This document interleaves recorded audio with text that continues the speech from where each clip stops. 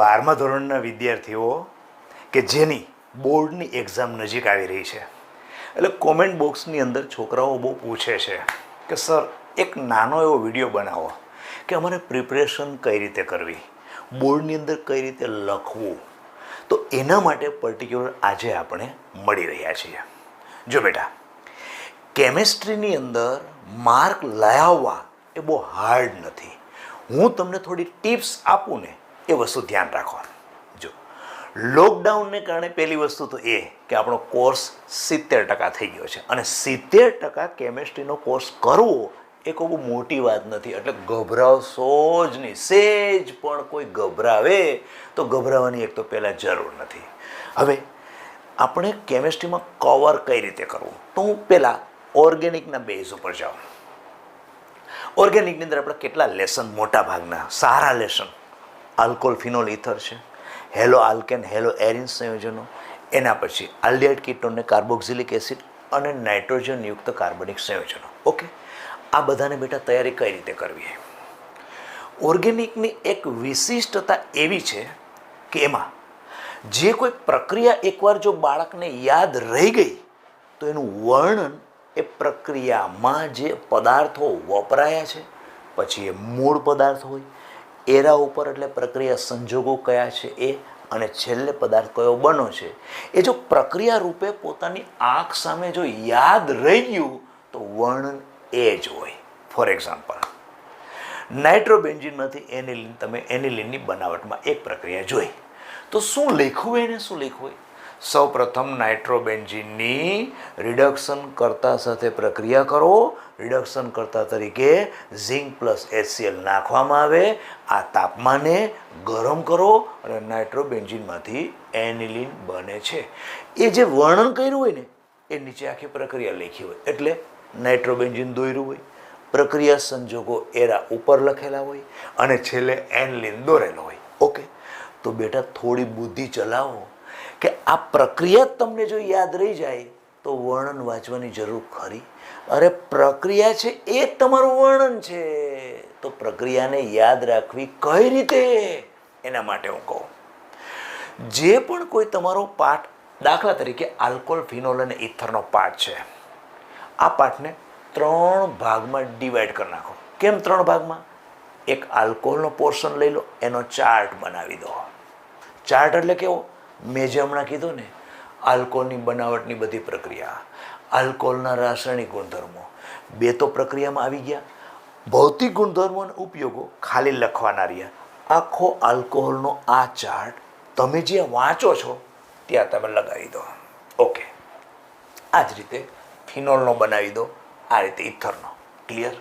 તો તમારો એક પાઠ છે ને, આખે આખો તમે જે વાંચો છો ને એ ડ્રોઈંગ રૂમની અંદર રાસાયણિક પ્રક્રિયા લખી અને સિમ્પલ તમારી સામે આવી ગયો. આનાથી બેનિફિટ શું થશે એ બેટા બતાવજો. તમે દાખલા તરીકે બુકની અંદર આલ્કોહોલને વાંચો છો, રાસાયણિક ગુણધર્મો વાંચો છો, ભૌતિક ગુણધર્મો વાંચો છો, બનાવટ વાંચો છો, એ પૂરું થયું. પછી તમારું પાનું ફરી અને આગળ જઈને 3-4 પાના પછી ફિનોલ આવ્યું. ફિનોલ વાંચશો ને તો ઘણી વસ્તુ એવી થશે કે આલ્કોહોલમાં હોય ને એવી જ લાગશે. એટલે તમારું ગળમથલ થશે કે આનું આમાં અને આનું આમાં જવાની શક્યતા થશે. આ તો મેં ખાલી એક જ લેસનની વાત કરી. આવું તમને આલ્ડિહાઇડમાં પાછું રહેશે કે આલ્કોહોલમાં કંઈક આવું આવતું હતું, આવું થશે. એવું વસ્તુ ક્યારેય ન થાય ને, એટલે શું કરો, ઓર્ગેનિકના દરેક લેસનને, મોટો લેસન હોય ટુકડા કરી નાખો. જેમ કે મેં હમણાં કીધું, આલ્કોહોલ, ફિનોલ, ઇથર બધાની પ્રક્રિયાઓ લખી ચાર્ટ રૂપે તમે જ્યાં વાંચો છો ત્યાં લખી નાખી. આવી જ રીતે આલ્ડિહાઇડ કીટોન ને કાર્બોક્સિલિક એસિડની કરો. આવી જ રીતે તમારો એમાઇન સંયોજનને એની બનાવી દો. ક્લિયર થઈ ગયું? બધી પ્રક્રિયાઓ તમારી સામે આવી ગઈ ને. જ્યારે તમે વાંચતા વખતે કોઈ અન્ય સબ્જેક્ટમાં કંટાળો આવે તેની સામે જઈને બેસી જાઓ. આલ્કોહોલનો પોર્શન પૂરો થશે. કે વચ્ચે ક્યારેક એને બુકમાં જોતા રહો. તમને લાગશે કે હવે બુક જોવી જ નથી, બધું મારું અહીંયા જ આવી જાય છે. તો આમ ઓછા સમયની અંદર તમે આખો લેસન કરી શકશો. અને લેસન એવો કરી શકશો કે બધી પ્રક્રિયાના કન્ડિશન, તાપમાન, પદાર્થની નીચે નામ બધું જ પ્રોપર એકવાર લખી નાખો, કમ્પ્લીટ ક્લિયર થઈ જશે. ઓકે, આ એક મેં તમને ઓર્ગેનિકને કઈ રીતે યાદ રાખવું એની હિન્ટ આપી. અચ્છા, બીજું પરિવર્તનની દ્રષ્ટિએ જોઈએ તો ઓર્ગેનિકમાં પરિવર્તન આવે એ આપણને ખ્યાલ છે. દાખલા તરીકે તમને પૂછ્યું કે એમાંથી સી બનાવો, આ એ છે મૂળ પદાર્થ, એમાંથી સી બનાવો. ઓકે બેટા, ક્યારેય પણ એમાંથી સી બનાવવાની ટ્રાય સીધી કરવાની નહીં. પહેલાં એ કરવાનું એમાંથી શું શું બને છે, એમાંથી શું શું બની શકે છે એ તમારો બી વચ્ચે મળશે. ઓકે, પહેલાંની બનવાની શું શું શક્યતા છે એ જુઓ. જેવો બી પદાર્થો બધા મળ્યા ને એમાંથી એક રસ્તો એવો થશે કે જેમાંથી તમારો સી બને છે. એક આ રીત. બીજી રીતે કે સી શામાંથી બને છે, તો એના માટે કેટલા બધા રસ્તા પડશે કે સી આટલી 3 વસ્તુ 3 રીતે બની શકે છે. એમાંની એક રીત એવી હશે કે જે આ વચ્ચેનો પદાર્થ છે ને એ તમારો એમાંથી બનતો હોય. આ એક પરિવર્તનને યાદ કેવી રીતે કરવું એની મેં તમને રીત બતાવી. બીજું, પરિવર્તન માટે એક આપણો બહુ મસ્ત પાઠ છે નાઇટ્રોજનવાળો, તમને ધ્યાનમાં આવ્યો હોય તો યાદ કરાવો. નાઇટ્રોજનવાળા પાર્ટની અંદર ખબર છે બેન્ઝીન ડાયઝોનિયમ ક્લોરાઇડ બને છે, એનિલિનમાંથી બેન્ઝીન ડાયઝોનિયમ ક્લોરાઇડ બને છે. ઓકે, એ બેન્ઝીન ડાયઝોનિયમ ક્લોરાઇડમાંથી 12 કે 13 જુદા જુદા પદાર્થો બને છે. યાદ કરો તો આ બધા જ પદાર્થો મૂળ શેમાંથી બન્યા? એનિલિનમાંથી બન્યા કે નહીં? તો તમને બોર્ડની અંદર જો એક્ઝામમાં એવું આવ્યું કે એનિલિનમાંથી આ પૂછ્યું એટલે સમજી લેવાનું પહેલું સ્ટેપ તમારું આ કરો, એટલે કે બેન્ઝીન ડાયઝોનિયમ ક્લોરાઇડ કરો.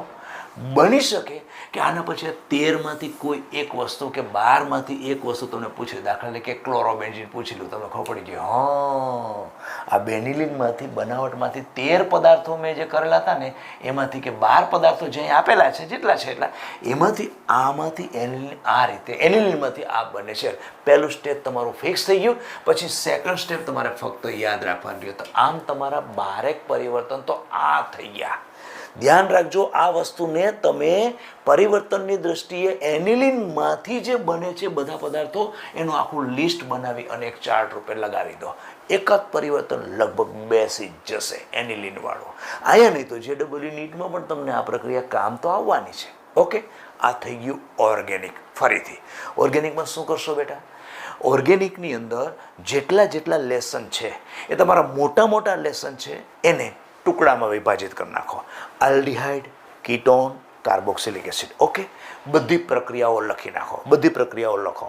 ભૌતિક ગુણધર્મ, રાસાયણિક ગુણધર્મ જો ન લખો તો એને બુકમાં વાંચી લો. એના સિવાયની બધી જ તમે ચાર્ટ રૂપે જે વાંચો છો ને ત્યાં મૂકી દો એટલે તમે બધું ઇઝી બની જશે. તમારે વારંવાર ઓર્ગેનિકના 2 થી 3 લેસન વારંવાર બુક ખોલવાની જરૂર નહીં. સીધું જ તમારું ચાર્ટ રૂપે સામે આવી ગયું. એક્ઝામમાં કઈ રીતે લખશો? એક પ્રક્રિયાનો તમે કન્ડિશન સાથે પદાર્થ, મૂળ પદાર્થ અને બનનાર પદાર્થ બધું યાદ રહી ગયું છે, પ્રક્રિયા સંજોગો બધા રહી ગયા, એનું જ વર્ણન પેપરમાં ઉપર લખવાનું છે. આ વર્ણન કરો, પ્રક્રિયા તમારે નીચે આવી ગઈ. ખ્યાલ આવ્યો હું શું કહું છું? ખ્યાલ આવે છે કે નહીં બેટા? ખબર પડે છે? આ રીતે તમે ઓર્ગેનિકના પોર્શનને સાંકડો બનાવી શકો. અને કોર્સ કેટલો છે આપણો? 70% છે. 70%માં ઓર્ગેનિકની અંદર તમે સાંકડો બનાવવા જાવ છો એમાંય કેટલું પાછું નીકળી ગયેલું છે? જેટલું નીકળી ગયેલું એટલું કંઈ કરવાનું નથી. એ કંઈ ચાર્ટમાં તમારે લેવાનું નથી. રહી ગયેલું છે એ ચાર્ટમાં લઈ લો. ક્લિયર? બીજું એક્ઝામ્પલની વાત કરીએ તો એક્ઝામ્પલ શેમાં મોટાભાગે શેમ આવે છે? એક રાસાયણિક ગતિકી, પછી દ્રાવણો, પછી ત્રીજી વસ્તુ છે વિદ્યુત રસાયણ. આ દાખલાઓ તમારે આટલા જ પાઠના મોટા ભાગના કરવાના છે. તો દાખલા કરવાની એક રીત બતાવો તમને. જ્યારે પણ તમે એક્ઝામ્પલની રકમ વાંચો ત્યારે એમાં રાખેલી આંકડાકીય માહિતીને પહેલાં લિસ્ટ આઉટ કરો. દાખલા તરીકે મોલારિટીનો દાખલો છે તો દ્રાવકનું વજન, દ્રાવણનું વજન કેટલું છે, દ્રાવ્યનું વજન કેટલું છે, દ્રાવક કયું આપેલું છે, એનું ઘનતા આપેલી છે કે બધું જ પહેલાં લિસ્ટ આઉટ કરી લો. ઓકે, પછી લિસ્ટ આઉટ કર્યા પછી એ જે લિસ્ટ બનાવ્યું ને એમાં તમને ખ્યાલ આવી જશે કે આમાંથી કોઈ એક વસ્તુ હું શોધી શકું છું. એટલે તમે જે શોધી શકો ને પહેલાં એ શોધી લો. એ શોધશો ને એમાંથી સીધો બીજો રસ્તો ખોલશે કે આમાંથી આ પણ બની શકે. એવો રસ્તો પછી વિચારો કે તમારું ત્રીજું સ્ટેપ હશે કે જે તમને પૂછેલું છે. ક્યારેય પણ દાખલામાં આપેલ વસ્તુ છે એનામાંથી ત્રીજું સ્ટેપમાં એટલે કે જે માંગેલી વસ્તુ સીધી તમને મળે નહીં. જો સીધી મળે ને તો એ 5મા ધોરણનો દાખલો થઈ જાય. દાખલો 3 સ્ટેપનો મિનિમમ હોય તો જ તમને 3 માર્ક આપે. એટલે દાખલાની રકમ વાંચી અને પહેલાં લિસ્ટ આઉટ કરો. એ લિસ્ટ આઉટ થયેલા વસ્તુમાંથી એક વસ્તુ તમને મળશે જ, અને મળશે એટલે રસ્તો તમારો ખુલતો જ જશે. ક્યારેય પણ આપેલી વસ્તુમાંથી છેલ્લી વસ્તુ શોધવાનો પ્રયત્ન ન કરો બેટા, બહુ ટાઈમ તમારો કન્ઝ્યુમ થઈ જશે. પહેલાં તો એક મળશે, એમાંથી બીજો રસ્તો ખુલશે, અને ત્રીજો રસ્તો છેલ્લે આપણો આન્સર હશે. આ આન્સર મેળવવા માટે ઉલટું પણ જઈ શકાય કે મને આ વસ્તુ પૂછી છે તો શેમાંથી મળે છે, તો કે આ સ્ટેપમાંથી મળે છે. એટલે કે બીજું સ્ટેપ તમે આના ઉપરથી પણ કરી શકો છો, પરિવર્તન જેવું છે. અને આ સ્ટેપ મેળવવા માટે તરત રસ્તો ખુલી જશે. આ સ્ટેપ ત્યારે જ મળે જો આ હોય તો, અને એ ત્યારે મળે એ લિસ્ટ આઉટમાંથી મળે. ક્લિયર થઈ ગયું? આ મેં તમને થોડું અંદાજિત વસ્તુ કીધી, એની બેટા ટ્રાય કરજો. બહુ તમારો દાખલો ચાહે ફિઝિક્સનો હોય કે કેમેસ્ટ્રીનો હોય, દાખલો તમારો મોસ્ટ ઓફ ઇઝી બની જશે. પણ પહેલું લિસ્ટ આઉટ કરવાનું કરો, જો તમને કેવી મજા આવે છે દાખલાની અંદર. આ થઈ ગયું આપણું દાખલાની. ઓકે, એના પછી ખાસ વસ્તુ, આખો દિવસ તમે જે વાંચ્યું એમાં એક પ્રશ્ન કોઈ હાર્ડ કોઈ સબ્જેક્ટનો લાગ્યો, એના માટે શું કરવાનું? રાત્રે તમે સૂવો ને ત્યારે એ પ્રશ્ન વાંચી લેવાનો. જે હાર્ડ લાગ્યો ને એ વાંચી લેવાનો. વાંચ્યા પછી સવારે ઉઠી અને સીધો એ પ્રશ્ન લખી નાખવાનો. જો તમને સવારે ઉઠો ત્યારે કોરી સ્લેટ છે, તમે રાત્રે મનન કરેલું છે ને એ સવારે પાછું આવશે યાદ, તરત જ તમે લખી નાખો. પણ જે હું આ બધી વસ્તુ કહું છું ને બેટા, એ બધી વસ્તુ સમજવાની, કોઈ ગોખવાની વસ્તુ કરવા નથી. સમજેલી વસ્તુ જે છે એ તમે દિવસના સમજ્યા છતાં પણ તમને ખબર ન પડી, એટલા માટે રાત્રે પાછા સમજ્યા અને પાછું મનન કરીને સૂઈ ગયા, અને સવાર ઉઠીને તરત લખી નાખો. અને લખ્યા પછી બુકમાં ટેલી કરો કે મારો કઈ જગ્યાએ અચ્છા આ મુદ્દો ન આવ્યો, બુકમાં ટેલી કરો. ઓટોમેટિક તમારો જે વીક પોઈન્ટ જે પ્રશ્ન હતો ને એ પ્રશ્ન તમારો સ્ટ્રોંગ બની જશે. ધીરે ધીરે આ કરો. ઓકે, બીજું ખાસ બાયોલોજીના વિદ્યાર્થીએ ડેઈલી આ કાલેથી જ કાયમી માટે 11મા ધોરણનો દરરોજ અડધો પાઠ કરવાનો. ડેઈલી અડધો પાઠ કરવાનો જ. આપણે જે હવે 70% કોર્સની પ્રિપરેશન કરવાની છે ને બેટા, એ બોર્ડ માટે નહીં, જેડબલઈ ને નીટ માટે કરવાની છે. હેવી પ્રિપરેશન કરો કે જેથી કરીને જેડબલઈ ને નીટની અંદર પણ આપણે સારા માર્ક્સ લાવી શકીએ. એટલે ખાસ દરેકને હું ભલામણ કરું છું કે કોઈ વસ્તુને ગોખશો નહીં, બધી જ વસ્તુ સમજતા જાઓ. બીજું, સમજો છો ત્યારે તમને એમાં લાગે છે કે આ ટોપિકમાં મને આવા પ્રકારનો પ્રશ્ન પૂછાઈ શકે છે, એને તમારી ડાયરીમાં લખી નાખો. બાયોલોજીના વિદ્યાર્થીઓ 11માનો જે ડેઈલી અડધો પાઠ કરવાના છે, એ અડધા પાઠમાંથી પોતાની જાતે ક્વેશ્ચન બનાવો અને ડાયરીમાં લખો. બાયોલોજીની આખી ડાયરી અલગ રાખો, આખી ડાયરી અલગ રાખો. 11મા ધોરણમાંની દરરોજનો અડધો પાઠ જે તમારે સમજીને કરવાનો છે, અને સમજીને કર્યા પછી તમારે જેમાંથી પ્રશ્ન બનાવવાના, અને પ્રશ્નના જવાબ સાથેની ડાયરી અલગ બનાવો આખી. જો બેટા તમને એ કામ આવશે, નીટની એક્ઝામમાં એટલી બધી કામ આવશે, પ્રિપરેશન કરવામાં, રિવિઝન કરવામાં બહુ કામ આવશે. કારણ કે એન્ડિંગ સમયે તમે ટોટલી બધું 11મું ધોરણ કરી શકશો નહીં.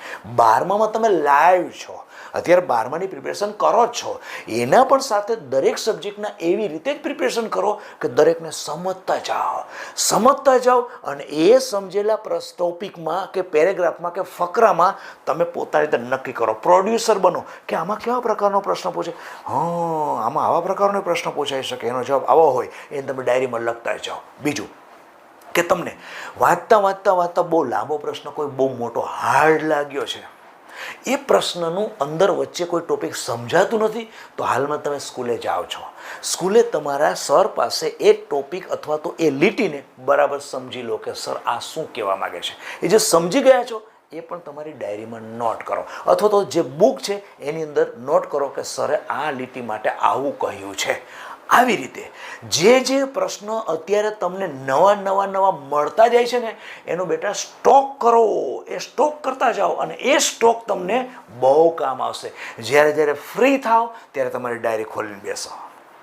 જે કરો છો ને એ બહુ પરફેક્ટ વાંચવું જુદું અને સમજવું જુદું. સમજીને કરતા જાઓ, બધી વસ્તુ સમજીને કરતા જાઓ. અને જે પ્રશ્ન તમને સારા લાગે ને, જે હાર્ડ તમને પ્રશ્ન લાગે છે એ પ્રશ્નનું સોલ્યુશન સાથે આન્સર ડાયરીમાં લખતા જાઓ.